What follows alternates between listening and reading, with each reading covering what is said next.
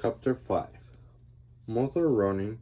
The blue Lycon town car was waiting at the curb in front of the building as Elisa pushed breathlessly through the revolving doors of the broadcast center into the steamy August early evening air. Janie's smiling, expectant face was pressed against the glass of the backseat window. Elisa could see Catherine Blake sitting beside her soon to be 5 years old granddaughter. As the driver opened the car door, Jenny spilled out onto the sidewalk, running to hug her mother. That feels so good. Elisa cried as she felt the little girl's arm wrapping around her. I missed you. Did you have a good day with KK and Puppy today? Jenny nodded happily. Yeah, KK took me to the zoo. We saw the monkeys. Puppy was too tired to go. We stayed home and took a nap. Elisa glanced into the back seat of the car. Catherine was in her late 60s, and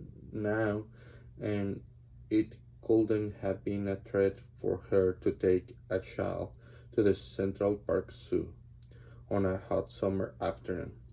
The chocolate ice cream splatters on Jenny's yellow t-shirt testified to the good time the child had had. But now, as mother and daughter climbed into the car, Elisa could see that Catherine looked exhausted. What would I have done without you? Elisa whispered to her mother-in-law as she kissed her on her soft cheek. Catherine just patted Elisa's head.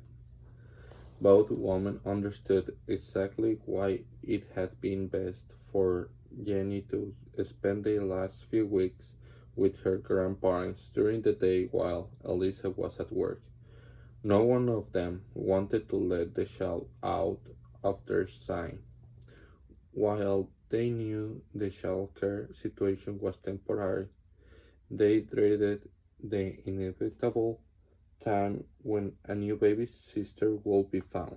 After the last time, how could they ever trust anyone again to take care of their precious Jane?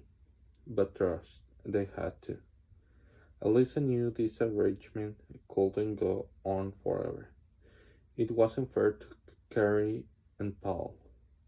Over the course of their lifetimes, they had worked hard and paid their dues, suffering the worst fate any parents can endure.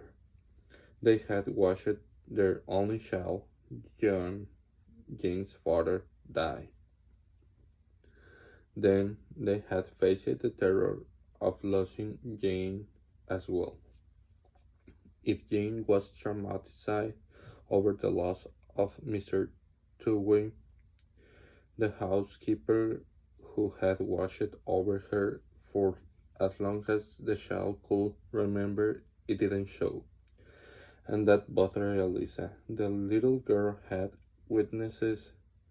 her witnessed her mother being shot by the housekeeper in a situation far too complicated for a child to understand. How could Jenny be expected to comprehend that her beloved Mr. Toomey had committed two murders and almost killed Elisa as the caretaker tried to cover up her own son's misdeeds?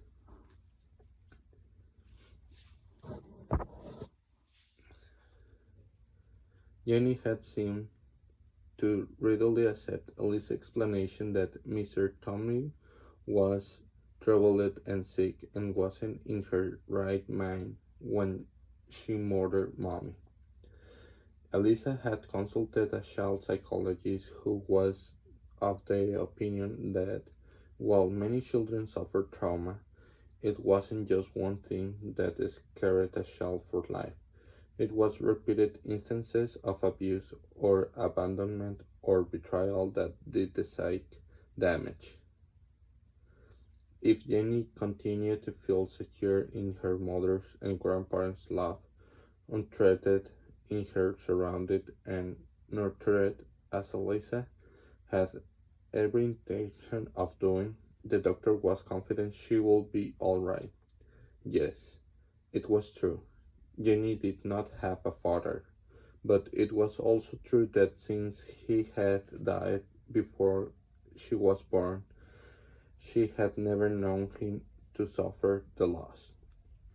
As went by and Jenny was exposed more to the world of other children with both parents, there will be inevitably longings for a daddy of her own.